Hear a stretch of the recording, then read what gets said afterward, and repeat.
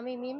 আমার পুরা নামই শুধু মিম দেওয়া আছে। আমি বর্তমানে বাংলাদেশ আনসার সংস্থা হয়ে খেলতেছি এবং ন্যাশনাল টিমে আছি। সাব গেমস এবং ইসলামী সলিডারিটি গেমস এর ক্যাম্প। জি, আমি সার্ভিসেস গেমে স্বর্ণপদক পেয়েছি। গতকালকে আমার খেলা ছিল, আমি সেখানে স্বর্ণপদক অর্জন করেছি। আমি 57 ওয়েট ক্যাটাগরিতে। বিগত দিনে যা ছিল তার চেয়ে দ্বিগুণ বললেই হয়।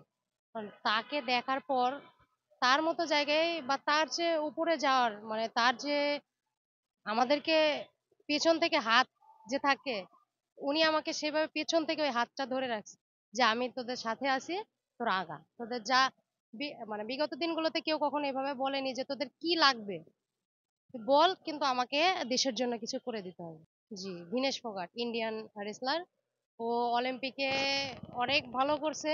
গোল্ড ফাইটের জায়গায় ওকে 100 গ্রাম ওয়েটের জন্য জাস্ট খালি বাঁচছে, কিন্তু ওর খেলার ক্যাটাগরি, ওর ফিটনেস সবকিছু আমার আইডল। আমি রেসলিং খেলছি আমাদের ওখানে ক্লাব ভিত্তিক, যেমন রাজশাহী জেলা, নড়াইল জেলা, এরকম দিনাজপুর জেলা, প্রত্যেকটা জেলা আসে, তো আমার ওখানে জেলা ভিত্তিক ছিল। তো আমার ছোট থেকে আত্মবিশ্বাস ছিল যে আমি হয়তো স্পোর্টস এর দিকে থাকলে আমি একটু ভালো কিছু করতাম।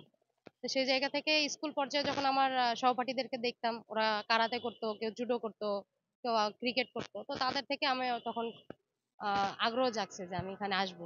আসার পর এক পর্যায়ে আব্বু ভর্তি করে দিল। ভর্তি করার পর সেখানে নিয়মিত ট্রেনিং নিতে থাকলাম। ট্রেনিং নেওয়ার পর ওইখান থেকে জুনিয়র খেলছি। জুনিয়রে আমার 3টাতে স্বর্ণপদক আছে, 3 বছর।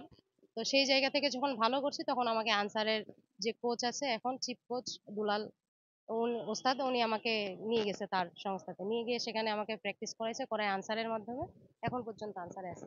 প্রথমে বাবা মার একটু দ্বিমত ছিল প্রথম অবস্থায়, যখন ছোট, আমি তো আজকে প্রায় 10-11 বছর স্পোর্টস এর সাথে। তো প্রথমে ছিল, কিন্তু যখন দেখলাম যে না ভালো করতে আমি করতেছি, তখন আমার বাবা মার আলাদা রকম যে না আমার মেয়ে কিছু করতেছে, তখন তাদের ভেতর থেকে ওই খারাপ ইয়াটা চলে গেছে। আমি বিগত দুইটা 2023 সালে সিনিয়র ন্যাশনালে ওখানে চ্যাম্পিয়ন ছিলাম 53 ওয়েট ক্যাটাগরিতে, এবং 24-এও আমি 50 ক্যাটাগরি ওয়েটে চ্যাম্পিয়ন ছিলাম। এবার ইনশাল্লাহ সামনের বার যদি হয়, টার্গেট আছে ইনশাল্লাহ চ্যাম্পিয়ন নিব। যেটা এসএ গেমস আছে ওইখানে ইন্ডিয়া একটু ভালো, আমার আমার টার্গেটই হচ্ছে ইন্ডিয়া। যদি আসে তো আমি সেইখানে যে নিজের যে পারফরমেন্স আছে সেখানে আমি সেটা আপ করতে চাই। আর এর পিছনে যে সাপোর্টটা সেটা হচ্ছে আমার কোচ শিরিন সুলতানা।